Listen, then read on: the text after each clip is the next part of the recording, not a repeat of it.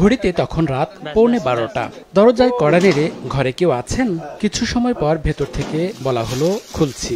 দরজা খুলতেই রীতিমতো অবাক মধ্যবয়সী নারী, স্বয়ং মন্ত্রী ঈদ উপহার সামগ্রী নিয়ে হাজির। ঘুমের ঘোরে বিষয়টি স্বপ্নের মতো মনে হলেও ঘোর কাটতেই বিস্মিত হন তিনি। মন্ত্রীর ঈদ উপহার পেয়ে আবেগ আপ্লুত হয়ে পড়েন তিনি।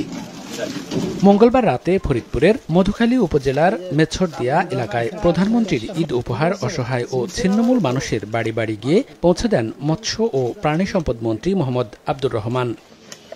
এরপর উপজেলার বিভিন্ন আশ্রয়ন প্রকল্পের বাসিন্দাদের ঘুম থেকে ডেকে হাতে তুলে দেন ঈদ সামগ্রী। এভাবে চলে রাত 1:30 পর্যন্ত।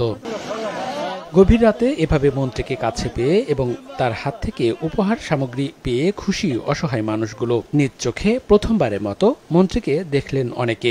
সামনে আমাদের মন্ত্রীর সাথে দেখা হয়েছে, আমাদের খুব আনন্দ লাগছে। 1, 2, 3 ঢাকায় জমি জিতে নিন 100% ক্যাশব্যাক সহ 20 কোটি টাকার পুরস্কার।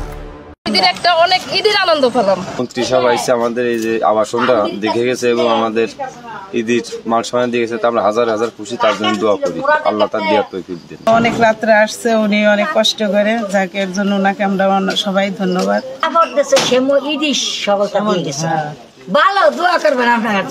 মৃত্যুর আগ পর্যন্ত এলাকার অসহায় মানুষের পাশে থেকে এভাবেই তাদের মুখে হাসি ফোটাতে চান মন্ত্রী। প্রকাশ করবার ভাষা নাই। সত্যি আমার এত ভালো লাগছে, এত ভালো লাগে, এবং আমার একটাই প্রার্থনা উপরওয়ালার কাছে যে জীবনে যে কয়দিন বেঁচে আছি যেন এই মানুষের পাশে এইভাবেই থাকতে পারি এবং মানুষকে নিয়েই, তাদের ভালোবাসাকে জড়িয়েই যেন আমার এই বাকি জীবনটা কাটে।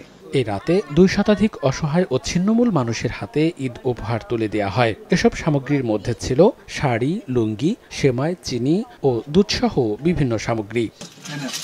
সময় সংবাদ, ফরিদপুর।